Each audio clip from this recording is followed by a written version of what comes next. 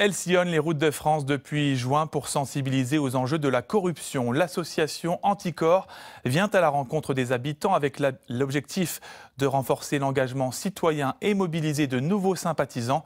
Reportage ce matin à Besançon, Charles Lemercier et Denis Coll. Cette camionnette détonne sur le marché. Pas de légumes à vendre, mais de l'information et des jeux pour décrypter la corruption. Il n'y a pas qu'au niveau national et c'est pour ça qu'on fait le tour de France en fait.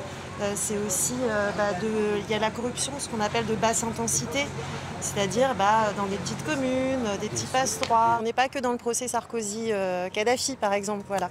On a plein d'affaires locales. On est dans 156 procédures aujourd'hui, dont beaucoup sont locales en fait. L'association, qui ne perçoit aucune subvention publique, cherche à se faire connaître sur le terrain et à récolter des fonds.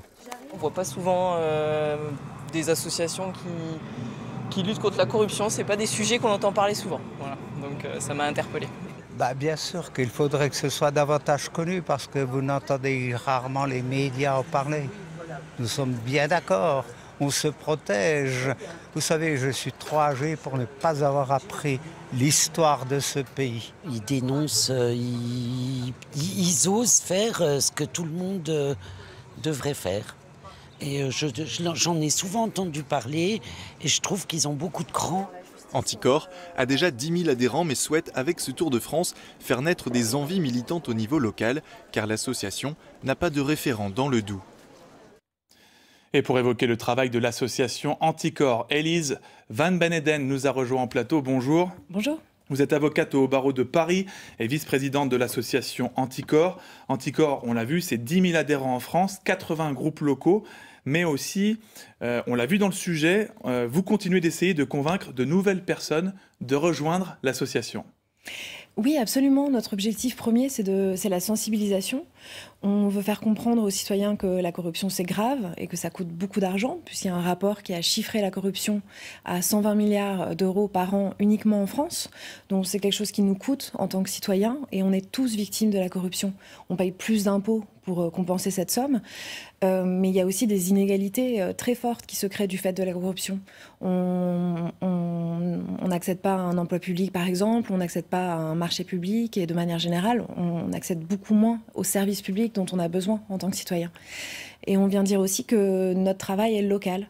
Comme le disait ma collègue, on ne travaille pas que sur les grandes affaires, on s'intéresse énormément aux petites affaires parce qu'on sait que sur le plan local, il y a beaucoup d'impact sur la vie des citoyens. Donc on vient dire qu'on est aussi là dans le Doubs, que si les citoyens sont témoins de situations et qui pensent que c'est de la corruption, ils peuvent nous saisir pour qu'on étudie les dossiers. Pourquoi est-ce que c'est important de s'engager contre la corruption quand on est citoyen ? Parce que, à cause de tout cet impact, en fait, qu'on voit pas vraiment, on se dit que la corruption, c'est quelque chose de diffus, c'est des grandes sommes, c'est des grandes affaires, mais c'est pas vrai, en fait. C'est une accumulation de plein de situations et on en est tous victimes en tant que citoyens, ne serait-ce que parce que c'est de l'argent qui est capté, qui est volé aux populations. Là, on parle de 120 milliards. Si on ajoute l'évasion fiscale, on est à 200 milliards par an. Et ça, c'est de la richesse qui est captée aux populations et qui devrait aller dans nos services publics ou qui devrait aller dans nos poches puisqu'on paierait moins d'impôts si on ne devait pas compenser toutes ces sommes. Et puis, c'est de l'inégalité. C'est un détournement de pouvoir. C'est pas normal que les personnes à qui on a confié un mandat, à qui on a fait confiance, détournent ce pouvoir à des fins personnelles.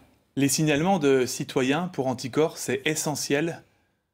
Oui, absolument. Alors nous, on travaille sur des dossiers qui viennent soit des médias, soit de ce qu'on dit des lanceurs d'alerte.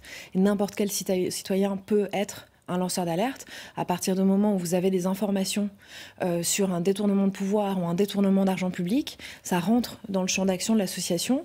Nous, on regarde les dossiers, on les étudie, on voit s'il y a une qualification pénale qui est possible, et après, on saisit le procureur de la République, ce qui permet aussi aux citoyens de rester en retrait et de ne pas subir des représailles. C'est l'association qui s'expose pour mettre au grand jour ces dossiers-là. Et vous avez quelles organisations, quelles instances, ici par exemple en Franche-Comté, dans votre viseur ? On n'a pas de dossier pour le moment et c'est parce qu'on n'a pas de responsable dans le Doubs, probablement qu'on n'a pas encore de dossier, mais on sait que la corruption est partout en fait. Elle est évidemment en France, elle est dans d'autres pays. Ce qui change, c'est l'intensité de la corruption, mais il y en a partout en fait. C'est une question de rapport humain au pouvoir. Et vous disiez que vous aviez aussi un rôle pour la protection des lanceurs d'alerte. Oui, absolument. Alors nous, on les protège en prenant leur alerte et en gérant leur alerte et en nous mettant, nous, en avant, en portant plainte devant le procureur de la République pour qu'eux ne subissent pas de représailles. Et ceux qui sont déjà connus, on fait un rôle de soutien en disant qui sont ces personnes, ce qu'elles ont fait pour nous, puisqu'ils prennent des risques pour nous, les lanceurs d'alerte, et on essaye de les mettre en valeur pour que la société les considère comme des héros, ce qu'ils sont. Merci beaucoup, Élise Van Beneden, d'avoir répondu à nos questions. Je rappelle que l'association Anticorps sera de nouveau à Besançon demain de 14h à 17h, place du 8 septembre.